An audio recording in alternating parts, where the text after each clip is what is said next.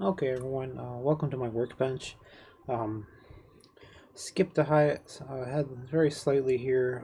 What I did have to, when I powered up the HDMI converter here using the little tiny boost and buck converter I had here, the amount of electrical noise, RF noise is just ridiculous. The switcher in there is just kicked off all sorts of noise, and there's a lot of visual artifacts. So what I had to end up doing was going in and use this much larger um, buck converter instead. This one has two very large filter capacitors on there and a much larger circuit, and it's rated for much higher power.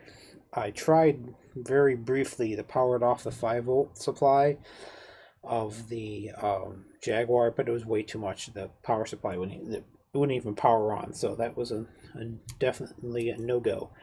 So where I'm at now is this is the audio luma and chroma lines coming up here. This green wire here is, I'll tack that down, that green wire is the audio ground, and then the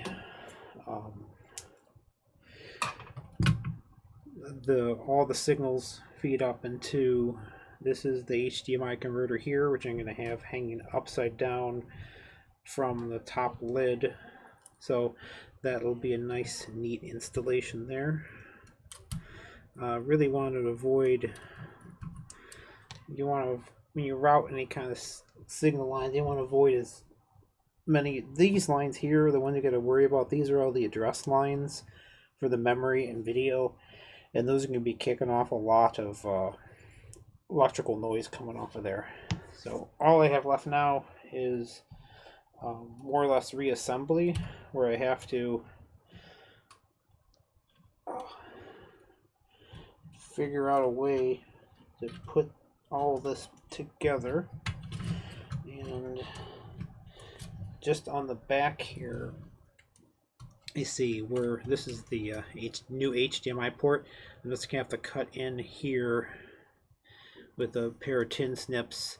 They have a pass-through for it when I install it in place, and then I'm going to have to drill a small file out a hole in the plastic housing in the back, so the HDMI port will be sitting right about here or so. It'll be the HDMI port.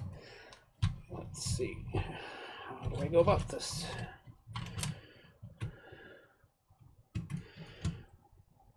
Yeah, by far the hardest, one of the hardest parts has been with this whole mod is the fact that this Jaguar is such a, Atari did not waste any space on this design.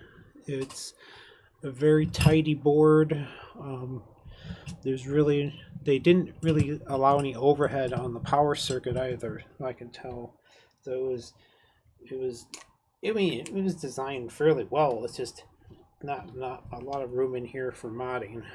So basically have to draw a little notch where I'm going to come in.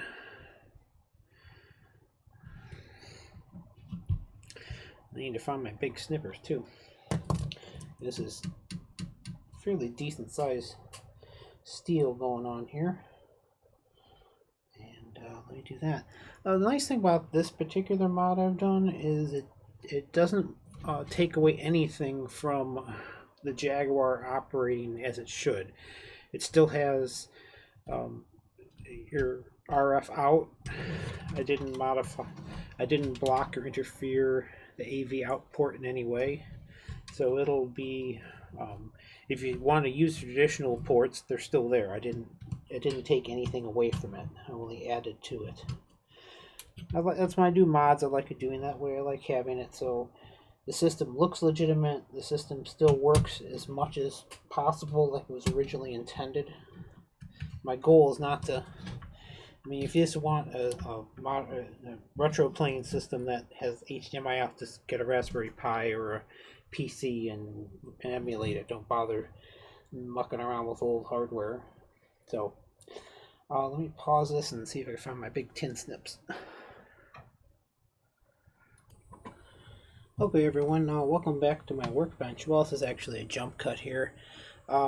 So I did end up finishing installing the HDMI out, which is right there. And you can see up in the here, this is my I have a video capture card, HDMI capture card, and it's looking pretty sharp. Of course, you can tell the audio comes through. Let me turn that up a second. So that's the this is Cybermorph for Jaguar.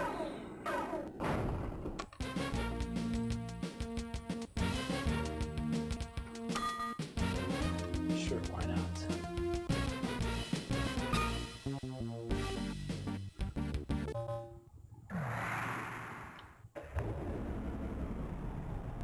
Good luck. Kind of neat for a game from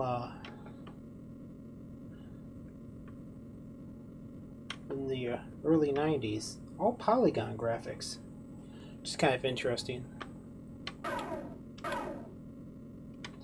This game you morph into different ships. Never really got the hang of this one yet. But you can see even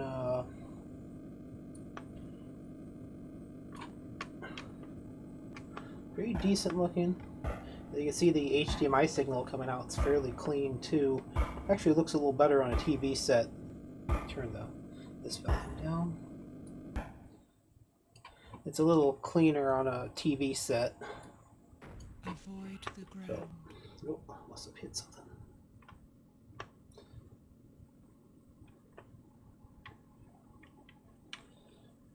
I don't know what all the buttons do, but I did end up getting the HDMI working, and I got my capture card working for my my OBS here. So this is just enough room to come in here and fit. It's pretty tight, but still just enough room to work with. And of course the RF out still works. I cut out this nice little notch here using my end mill, so it's nice and clean. Overall, pretty neat little system. Luckily, I have a bunch of 5200, Jaguar controllers, because I use those for 5200 conversion, so I always have several of those laying around all the time. So next up is going to be working on the CD, which drops on top of this. So next what's on my workbench will have that. But for now, thanks for watching.